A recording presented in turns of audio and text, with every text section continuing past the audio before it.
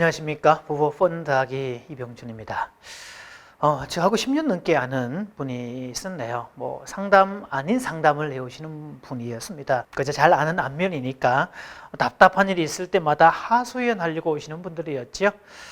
자, 그래서 늘 이분의 불만은요, 낳은 아들 둘과 데리고 온 아들까지, 이 아들 3명 때문에 죽을 지경이다. 늘 이런 표현을 쓰는 분들이었습니다. 그래도 아이들이 어릴 때는 부모가 어떻게 할 수가 있었는데, 이 아이들이 벌써 이제 중고등 아이가 되면서부터 엄마는 통제 불능이 됐다는 거지요.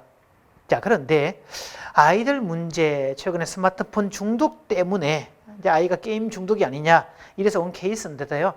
근데 문제는 그렇게 만든 주범이 애기 아빠라는 겁니다. 남편이라는 겁니다. 그래서 모든 귀결점이 남편으로 가게 되는 건데요. 또 잘 아는 안면인데다가 이제 그동안 지켜봤던 상황이기 때문에 제가 정색을 하고 물었습니다. 또 본인이 정식 상담을 요청한다 그랬으니까 정말 남편이 문제라고 보십니까? 라고 물었더니 이분이 대뜸 약간 화가 난 듯한 어조로 아니 그럼 남편 문제가 아니라 제 문제란 뜻입니까? 라고 대묻더군요. 자, 저는 지금 문제의 소유를 가리자는 뜻이 아닙니다. 자, 조금만 생각해 보시면 자, 본인 말 맞다나 남편이 정말 문제라고 합시다. 남편이 정말 문제라서 남편 역할도 못하고 아버지 역할도 제대로 못하고 심지어는 아버지 역할은 고사하고 애들한테 학대를 행하는 아주 무식한 말을 쓰는 그런 존재라서 아이들이 상처받는 정도라면 그럼 만약에 그 아이들이 상처받을 때 그 아이들의 보호막은 누가 되어주는 거죠?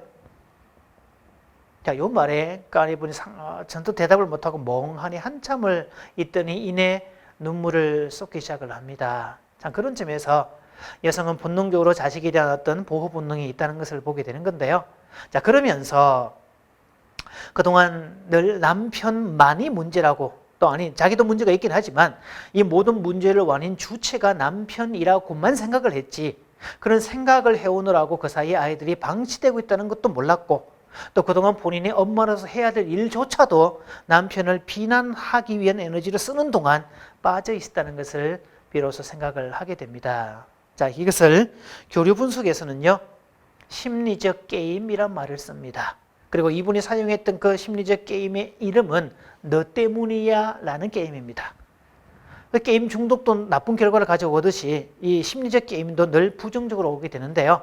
게임을 하면 할수록 부정적인 감정, 이것을 라켓이라고 표현을 쓰는 건데 그 부정적인 것들이 차곡차곡 쌓이게 되어 있습니다. 그리고 이 쌓여진 것들은 언젠가는 한꺼번에 교환을 하게 된다는 거지요. 그리고 이걸 교환하게 되면 관계는 점점 더 깨지는 겁니다. 어떤 면에서는 눈덩이 이론이죠. 자, 눈덩이가 처음에는 요만하게 시작을 했다가 굴러가면 굴러갈수록 계속해서 커지는 것들을 보게 되는 것들인데 사실 시작한 건 요거밖에 안 된다는 거지요.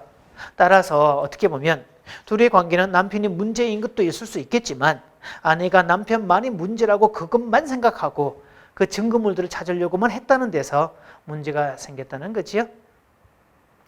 자, 그래서 상담은 어떤 면에서 공감보다 직면시키는 게 더 중요합니다. 문제의 소유를 가려내고 누가 옳으냐 또 누가 그르냐 이걸 따지는 것은 그건 넋두리고 하소연에 불과한 것이지 상담이 아닙니다. 또 어떤 사람들은 그냥 그 사람이 내뱉는 넋두리에 공감하고 오랫동안 들어주는 것을 상담이라고 착각하는 사람들도 적지 않은데요.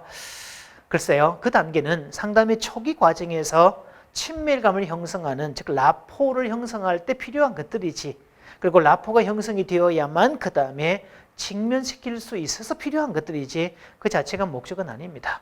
따라서 상담의 직면이 없을 때 진전이 없을 때는 직설적으로 직면시키는 것도 또 하나의 방법이 될 수 있죠. 더구나 이분은 오랫동안 아는 사람들이었고 제가 그 아이들하고 관계하는 것들 남편과 관계하는 것들을 지켜본 사람이기 때문에 그런 부분을 직면시킬 필요가 있었다는 거죠.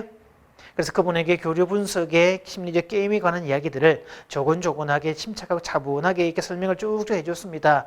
처음에는 강력하게 부정을 하더니 들을수록 본인이 심리적 게임에 있었다는 사실을 상담을 요청한 것은 아이들 둘의 스마트폰 게임 때문에 요청을 한 거지만 사실은 본인의 심리적 게임 중독에 있었다는 사실을 인정하게 되었습니다. 그리고 그 결과는 남편과도 관계가 멀어지게 만들었고 아이들의 보호망이 되지 못했고, 그래서 아이들은 아버지로부터 오는 상처를 고스란히 그냥 받은 집 없는 달팽이처럼 되었다는 사실을 깨닫게 되었습니다.